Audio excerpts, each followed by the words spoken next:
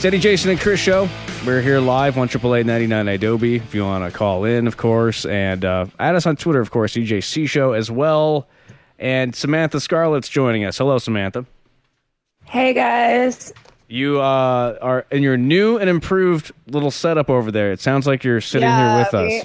We bumped the mic up, but I don't sound as good today because I'm like totally getting sick. But yeah, now you're getting sick. What? You have a cold? You have that cold thing that's going around?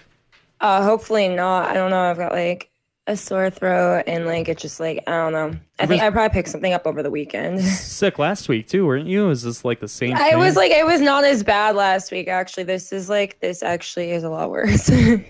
What is going on over there? You need to start using Purell or something. Did you use my? Yeah, I know. You got to do the whiskey trick. Did you try it last week?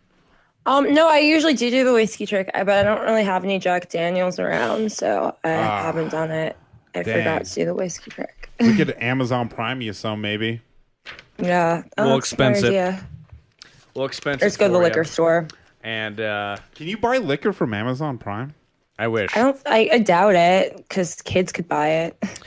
Well, who's your guest that you're going to bring on? So my guest this week is Mitchel Whitington, and he owns this house in Texas called The Grove that was built, I think, in like the 1860s, but like the plot of land has had a house on it since the 1700s, and it's considered one of the most haunted locations in Texas. And it's got like a very interesting history of haunting, so okay, should be fun. This should be good. We'll get Mitchel on the line here in just a second. But first, today's episode of Eddie, Jason, and Chris is brought to you by our good friends at Blue Apron. I love Blue Apron. When it comes, it's always awesome because you get so many different. You get like 3 recipes per box typically. And I think that's what they do every week, but it's always something new and different to cook. Not all the ingredients are created equal, they say. Fresh, high-quality ingredients make a real difference, so it's important to know where your food comes from. And thankfully, for less than $10 per person per meal, Blue Apron delivers easy-to-follow recipes along with pre-portioned ingredients, courtesy of over 150 local farms, ranchers, and fisheries across the U.S. It's all local. It's awesome. Like, this box comes to your door. It's local shit. You're not getting... you don't know. You're not like going to the store and getting things from places you don't know where they came from. You're getting it all. You're supporting your community at the same time. And listen to some of these upcoming meals: cashew chicken stir fry with tango mandarins Sounds and jasmine good. rice. Yum. Udon noodle soup with miso and soft-boiled eggs.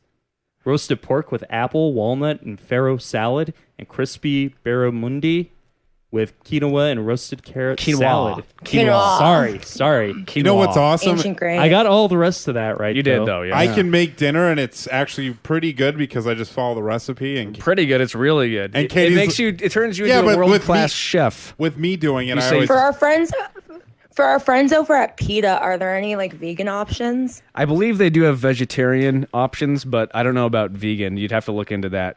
Because Chris, you did the vegetarian round, didn't you? Yeah. It was actually really Both good. times, yeah, it's delicious. I know they try to cater to as many people as possible, and they always do a great job with these recipes. And check out this week's menu right now, and you can actually get your first 3 meals for free. So if you wanted to check that out, Samantha, you should do it and see. Yeah, I'm gonna try it. I'll try the vegetarian options. I'm constantly trying to go vegan, and I always end up failing after a couple days. But Go to it's worth another stab at it. Look, Try it's it. not only your first 3 meals free, it's free with shipping. And you go to blueapron.com/EJC.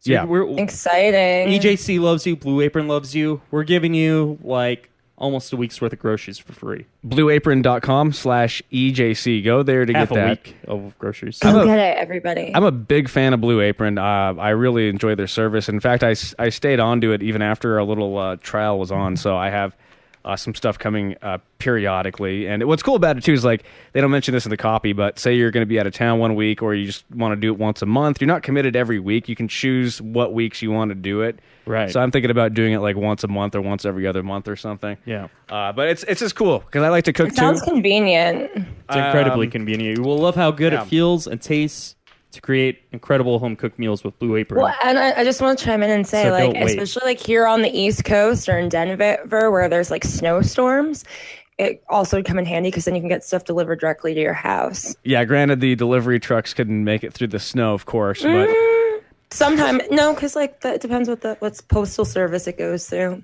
Sometimes they kind of like have to deliver unless it's like an emergency. Blue Apron, a better way to cook. Yeah. blueapron.com/EJC. All right. Mitchel Whitington, Samantha Scarlette's paranormal guest this week. This is exciting. Yes. Are you ready to get him on the line? Yeah, you have his number, I think. I sent it to you. So, Yeah. I think we got it here. I think we're connecting him now. Okay, good.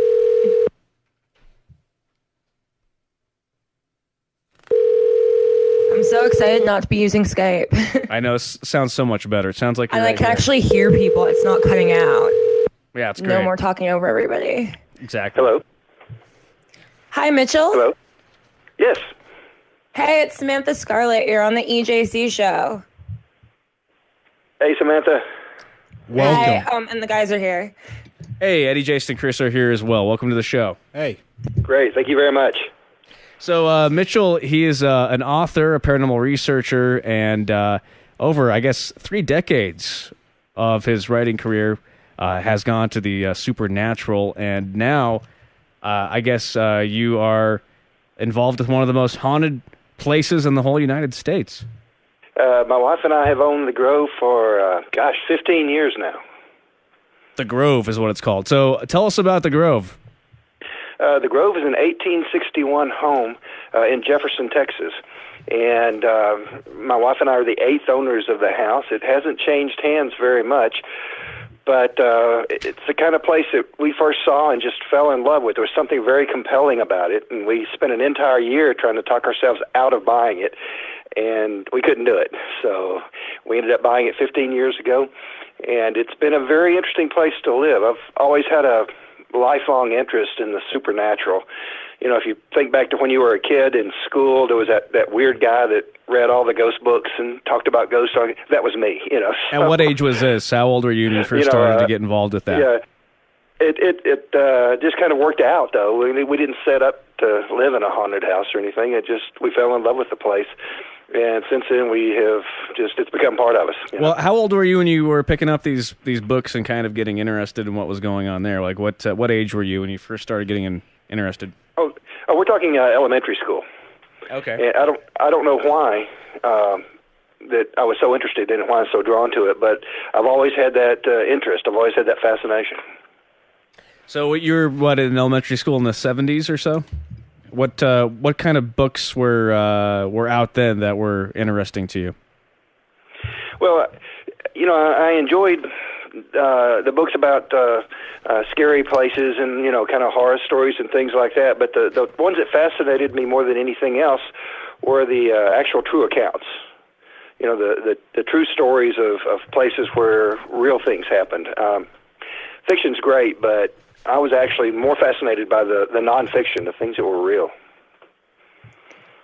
Now, let's get into the stuff about the Grove. So, can you tell, for people that aren't familiar with it, a little bit about the history of of the haunting at the house? You know, it's been an interesting research project for us. We have been lucky enough to know the former owner, and he was initially just very forthcoming with all of his stories, and so since then it's become something we talk about, like some people talk about, you know, what's going on with their kids or something. He'll come over to see us and he'll say, what's been happening lately in the house? And so it's really interesting. But prior to him, there was an owner that only spent one night in the house, and she had some things happen that kind of disturbed her. She never spent another night in the house. But prior to that, there was a family who had somebody in the house about 100 years. And it passed from the husband and wife to their daughter. And so we were fortunate that one day we were working out in the garden, and this sweet little old lady that we used to see walking around all the time, she was going by, and I told my wife, I said, this has got to be one of our neighbors we just hadn't met. And so I went out there and said, hey, ma'am, I don't want to interrupt your walk. Just let me say hello, you know, introduce myself. And I said, my wife and I bought the Grove a while back. She said, oh, I know your house. I know your house. And I said, what does that mean? And she said, I knew Louise Young. We were friends growing up together, and she used to tell me all the ghost stories about the house. So as far back as we have been able to trace, especially after our conversations with her, we know the ghost stories go back at least 100 years. Wow. The third owner bought the house and moved in, and within 6 months' time, he moved his family right back out, and all he could tell anybody around town is, we can't live there. Why have you decided to keep this house then if it's so terrible and so haunted and, if it sounds like a horrible place to live? No, it's actually wonderful. And I tell people, I'm sorry if you've said, sorry, real quick, people, you do live in the house. All the time. They go, how do you live there? And I'm a writer, so I actually work out of the house. So I'm here, Okay. a lot of the time, 24 hours a day. If it was a bad place or an evil place, I wouldn't stay here. So to us, it's just the opposite. We feel like we're kind of blessed because we get this little peek into the other side on a fairly regular basis. So, Mitchell, you live in the house. My understanding is folks can actually take tours of the house as well. So you could be sitting at your desk doing work, and there could be a tour of people walking by. Make sure you put your underwear away after laundry. Right. Like, how does that work out? The Jefferson, Texas is a little bed and breakfast town. A lot of tourists come here. It's kind of frozen in time. It's a small town, and so a lot of the older homes do tours, and we do that as well. But they're on the weekends, so we kind of control when people come through the house. It's on a Saturday afternoon and a Sunday morning is the only times that we do it. So yeah, it would be kind of awkward if I were sitting around in my underwear and somebody came through. Or Now, not. Some people are into that. Wait. Go ahead, Samantha. Oh, now the origin of the haunting is thought to go back to an incident called the Stockade case. Can you tell our viewers about that? Well, the Stockade case happened right after the Civil War during the period of Reconstruction. And, in the South especially, the racial tensions were very high. And there was a carpetbagger, a Yankee carpetbagger, as they called him back then, who came to town, and he was trying to have meetings with the freed slaves, and we're going to get you all this land, and we're going to get you to vote like we want to, and it caused a problem here in town, and so they put the carpetbagger and four of the freed slaves who were kind of the leaders of that community in jail to protect him, not as punishment or anything, but to protect him for the night. And these masked men came up, broke him out of jail, and they were going to take him out and kill them. And they killed two of the freed slaves. They killed the carpetbagger, and all that happened on the street right here where the house is. So, that was certainly one of the more bloody times in the city's past, and it happened, right here at the Grove. But the other interesting thing about it, talking about the history of the hauntings, we've had over the years 3 different psychics come to the house, independent, cold read, didn't know anything about the place. And all 3 of them, when they had been here only a few minutes, they said, "Where are the bodies buried?" And we said, "What are you talking about?" And they said, "There's bodies on this property." And one of them went as far as to say it's not connected to the house. It's almost like before the house was built, somebody had used this land. And somebody else came back and said, we believe it's more of a Native American connection. Are the bodies buried in the front yard or the backyard? We have no idea. Because we don't know either. And I've often wanted to bring in one of you've heard of water dowsing, where you find water in the ground. You can also get grave dowsers, and they go through and they can find plots, and they use them at cemeteries and things like that. I'd like to get one of those guys to come in and walk the ground and tell us for sure what's going on. Yeah, you can also get like ground penetrating radar. Yeah.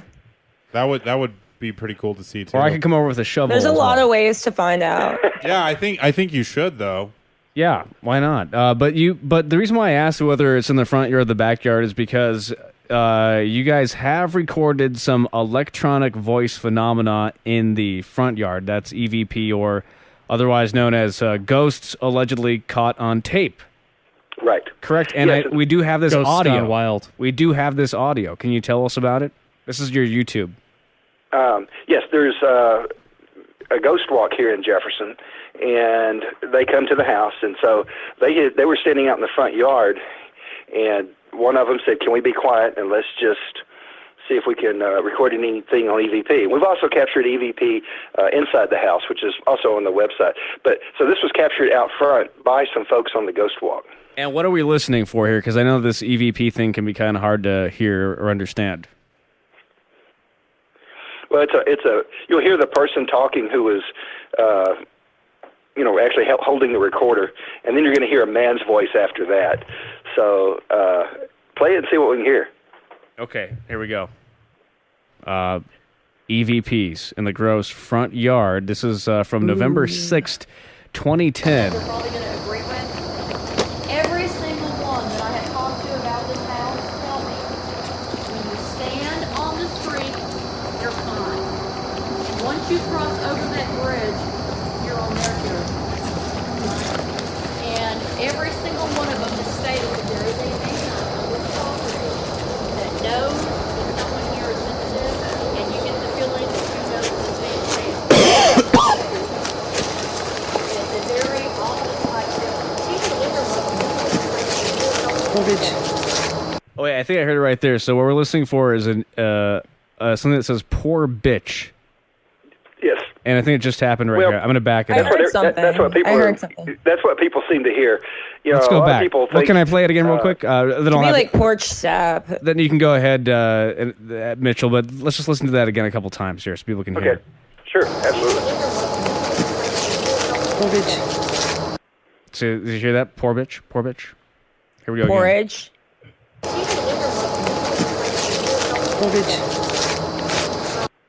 And it's weird about this is I don't know. It almost sounds like it's inserted afterwards, but I'll take these people's word for it that Are it's there not. people on a tour, it sounds like? Yeah, it's like a tour going on. It is not somebody in the tour who's saying that? That's what I assumed when I heard it the first time. I thought it was somebody in the tour just sort of talking to a loved one or something. Saying poor bitch. It could be I don't know. porridge. There's also on our website, which is thegrove-jefferson.com, or just Google Grove Jefferson. But we have one that was recorded on our tour inside, and it's a little bit more clear. And you can actually hear me talking, and I was giving the tour, and I was listening to it after somebody sent it to me after they got home and went through it. And it seems to be saying, but it's a real whispered voice, and it's "Leave me alone." Where do I find that? I'm on your website right now on the There EVP. should be about halfway down. There's a thing that says "Listen to the EVPs." Okay. And I got it. I got it right here. You guys ready? Here we go. Let's hear it. Frank and Minerva lived here for about 20 years. They raised 2 sons here. Ooh, I guess I kind of heard it there. It was pretty faint. I'm going to bring it into a program here where I can bring up the volume here. Here, while you're doing that, why don't we talk more about the haunting? So, I think it was the third owner, Mr. Charlie. He was rumored to have killed and buried people in the yard, but that's never been proven. Correct? Right. In fact, we believe that that's not true. It's kind of like that game that you played as a little kid where everybody would sit in a circle and you'd whisper something in the first kid's ear and they'd whisper it and it'd go all the way around the circle. And by the time it got all the way back around, it was completely different. The Young family, they were an African-American couple that had 3 kids here. And so one of them married a young man that became a doctor. So he was one of the first black doctors in East Texas. His name was T.E. Speed. And so we think it became kind of there's something, the Young's daughter married a black doctor. Oh, and that went to, there's a weird doctor in the family. And then that went to, there's a crazy doctor that lives at the house and he performs experiments. It just kind of grew with age. We have never been able to prove anything about Charlie. Charlie seemed to be a very upstanding citizen. Okay, and then there was the son, James, that commits suicide by hanging on the back porch in 1908. Correct? That is correct, yes. And that did happen. He did take his life on the back porch of the house, which in the 1930s they enclosed and made into an indoor bathroom. So James hung himself basically in our bathroom. Mm. Do you have any bad vibes in there or hauntings in the bathroom? When I'm talking to folks and they're asking about that, I say, shockingly enough, that's the one room in the house I don't have ghost stories about. Oh, that's interesting. Yeah, people have seen Mr. Charlie, correct? Excuse me? People have seen Mr. Charlie in the house. Yes. He's a very distinguished-looking man, and the first person that saw him was actually the daughter of a friend of ours. They were spending the night, and I got up and I went in and I was waking everybody up to find out what they wanted for breakfast. I went and got Kinsey up. I said, hey, Kinsey, how'd you sleep? She said, pretty good, except for that man. I said, man, what man? And she started describing this guy. My wife went and got a picture of Mr. Charlie, and we were looking at it. She's perfectly describing Charlie. So when my wife turned the picture around and showed her, she goes, yeah, that's the guy. He was here last night. And he'd been dead for like 100 years. Yeah. She said he was not even paying attention to her, that he was looking at the time we were restoring the house. And so she said he was walking around looking at the work we were doing. Like as if to say, why are you screwing with my house? Yeah, or you better do a good job. Right. I like some nicer siding out here, you cheap people. Right. I have this EVP a little bit louder if we want to check it out. Are you guys ready? And yeah. We're listening for what? Leave me alone, right? That's what it's a very whispered voice. It's like, leave me alone. Okay. And that's what most people think they're hearing. Here we go. Frankie Minerva lived here for about 20 years. They raised 2 sons here. Something terrible. Frankie Minerva lived here for about 20 years. They raised 2 sons here. Something. Oh, I heard it. I heard it that time. I did. You know what we need to do? Yeah, we need to throw a little bit of EQ on here, and I can do this super quick. Okay, listen to this. 2 sons here. Something terrible. You guys hear a little bit better? Yeah, I hear it. Frankie Minerva lived here for about 20 years. They raised 2 sons here. Something terrible. Wow. There's definitely something there in the white noise. That's kind of chilling. Yeah, and what we're also battling is that the floor squeaks right in front of the door, and everybody was walking past that. And that's me talking and talking about some of the history of the house. But the thing about it was that didn't happen. I was watching the guy carry his recorder around. He wasn't talking into it. We certainly didn't hear it with our ears. So that's one of the more compelling things that I've heard from the house. Are you afraid for your life in this house? No, not at all. Just the opposite. I really feel like the house embraces us. I feel like we're supposed to be here. The former owner, Patrick, he had actually had a restaurant here for a while, and when he was going to close it, he had a group of ladies from Dallas dining here. One of them was a psychic who walked through the house with him, and he told her, he said, the restaurant's not working. We're not in a good location, so we're going to have to close it. I'm going to put the house up for sale. And he said she stopped and thought about it for a good couple of minutes before she turned around and said, it's going to take you a long time to sell this house, years. And he said, well, why? And she said, because the house will wait and choose its next owners. So we really believe it chose us to be the next caretakers of the Grove. That's interesting. Now, Louise Young, Mr. Charlie's daughter, who lived there until her death in the 80s, she was terrified of the ghosts, correct? The end of her life, she had kind of moved into just a couple of rooms. And when they came in after her death, a friend of hers, she wasn't married, she didn't have any kids, so it fell to a friend of hers to come in and start going through all of her things. And she found that she had put locks on the interior doors, and she was really living in just a couple of rooms. And we have a kind of a big, ugly street light out in the middle of our garden. And when we first saw it, we're like, oh, that's terrible. Who put that there? And one of her friends said, Louise did that. She said she kept seeing a man in the garden, and she was hoping that would keep him away. And it's a man in a black suit that we've seen any number of times. Well, you're a brave man for living there all these years, and you say that you're the chosen one. Well, why do you think that, though? Why are you so confident that you are the one that's supposed to be there? I think the reason is because we did see the house and fall in love with it. Without regard about the ghost or anything else, it's just the house and its history are really important to us. And then when we do our tours on the weekends, about half of our tour is the history, and we honor the former owners. We talk about their lives and who they were and what they did. So I think that's important. I think that brings honor to the people who came before us. Will you haunt the house after you die? You bet. I tell people that all the time. I love sitting on the front porch with a cup of coffee in the mornings. So whoever owns a house 100 years from now is going to talk about the rocking chair ghost out on the porch, and there's a smell of coffee in the air. That'll be me. All right. Well, we're looking forward to that. Not your death, but, Oh, my gosh. That's so bad. Now, there is a scary kind of haunting, though, attributed to the house. When it was a restaurant, a waitress was attacked by a big black and white spectral dog. Whoa. That's true. And she's a friend of ours. We still know her. And she said that she thought a dog had come in. And, here it was. And it was very aggressive. And she was running, and then it was just gone.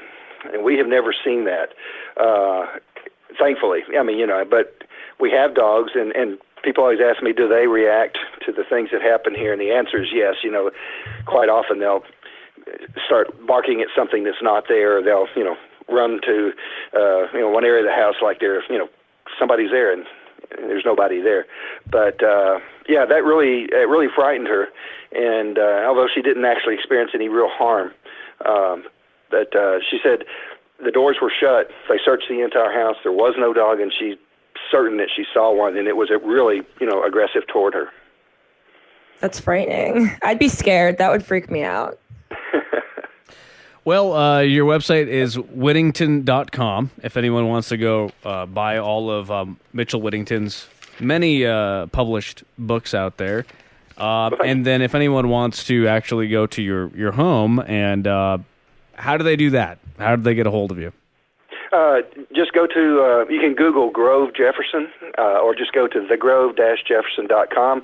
It's got information on our tours. It's got photos of the house. It's got archives and archives and archives of ghost stories and things like that, and pictures that have happened here and things like that. What do you like in your coffee for when we come by later, after you've in 100 straight years? up. I like mine black. Okay, good man. Me too. Yeah, I like black coffee. Oh, cool. Good girl, too. All right. Yeah, because it's no fat. Oh, yeah, and it just tastes better, I think. It does. Yeah. Absolutely. All right, well, thanks so much, Mitchel, for coming on the show. And Thank you so much. And everybody go check out his house next time you're in Texas. Oh, greatly appreciate it, guys. Thanks for having me back on. Thank you so much for it. Thank you. Bye-bye. Bye. There he is. What a nice guy. Yeah. That's interesting. Good job there, Samantha. With the Speaking of black coffee, does Blue Apron have any black coffee that they can deliver to us? I wish. Why? Are you needing a need of coffee right now, or what? Yeah, I could go for some. I'm very partial when it comes to my black coffee. I'm very discerning. Like, I can't do Starbucks for black coffee. I have to do Dunkin' Donuts. Ah, you're one of those people. Well, maybe we can, the least I think Idobi can do for you is maybe we can expense you some K-Cups from Dunkin' Donuts. Yeah, we need to get a coffee sponsor. Oh, that would be so awesome. I drink coffee every show. Yeah, Jason does. And I'm a huge coffee snob, even though... Dunkin' Donuts, we want you. Well, I'm a Starbucks guy only because I worked there for so long. He drank the coffee. See, when it comes to like cafe lattes and stuff, but that's so fattening, or like mocha stuff, I love Starbucks. Don't get me wrong. And then they're like they have those like ice drinks that are probably really bad for you because they have artificial sweetener. Oh, Cool Terrible. Lime. Those That's are terrible. Amazing. But black coffee, I can't do Starbucks. Well, the only you're right though. Actually, their brewed coffee's not that great unless you go into one of the stores that have the Clover system. But then you're paying literally $4 for this really good cup of coffee. But they have the best. It's too beans. acidic. The regular one's too acidic for me. Well, yeah, I have to watch that Yeah. too. Thanks, Samantha. Get well, get better. Hope Thank you're you. back to I get over my cold I picked up at the Chili Peppers. So. Yeah. Anthony Kiedis sneezed on you or something. I wish. You wish, don't we all? Don't we Yes, all? Anthony can sneeze on me any day. Do you have anything for next week yet, or is it too? Or are we still in It's talks? too early to say what I'm gonna have on, but I'll have something good. I always have something good. So Yes, absolutely. All right. Well, cool. Yeah. Thanks again, Samantha. And Feel by the better. way, do you want to plug your YouTube where you have all of your Oh archives? yeah, so everybody, you guys can go on my YouTube, which is youtube.com/Samantha Scarlette. That's Scarlett spelled SCARLETTE. And I'm now uploading all of the EJC segments that I do. So it's like you don't have to listen to the whole show. You just get to hear our little paranormal segment, and I upload it to YouTube. There's a lot of other stuff on there, like my music videos. But yeah, if you want to keep up on the EJC paranormal, you just go to YouTube now on my YouTube. Really? Oh, Jason has yes, a problem. Really? Are you bummed? Yeah, I'm offended. Oh, so you don't have to listen to the whole show. You can just... That's not cool. It's fun, though. It's paranormal. I'm not going to, like... If people want to hear the whole thing, then they have to go to Idobi.com. It's like an enticement. Like, they get a little bite of it, and then they're going to go to Idobi and, like, want to download the whole episode to hear you guys and all your hilarious goodness. Okay, well you could have said that instead of have to listen to the whole show. Yeah. But that's okay. Like a chore. It's like you got to take the trash out. You got to listen to the whole show. No, it's an enticement. They get a taste, and then they're going to go for the whole Blue Apron lunchbox or something. Let's be honest, on the Idobi website. Yeah, they're going to be there for you anyways. It's awesome that you're putting it out there on YouTube, and hopefully we'll get more people interested in the whole segment in general. Exactly, and get them like tuning into the show. Get more Well, I mean, we already have a big viewership, but get even more people. Yeah, like George Noory, we're coming for you. Absolutely, George Noory, your job isn't safe. Yeah, it's on. Yeah. You're probably going to be looking for a job soon. Let's Pizzagate George Noory. Well, hashtag Pizzagate, hashtag George Noory. I didn't say it. It's just out there in the internet. I am not involved in that at all. I didn't say it. You guys just went there. I'm just mentioning 2 random hashtags. All right.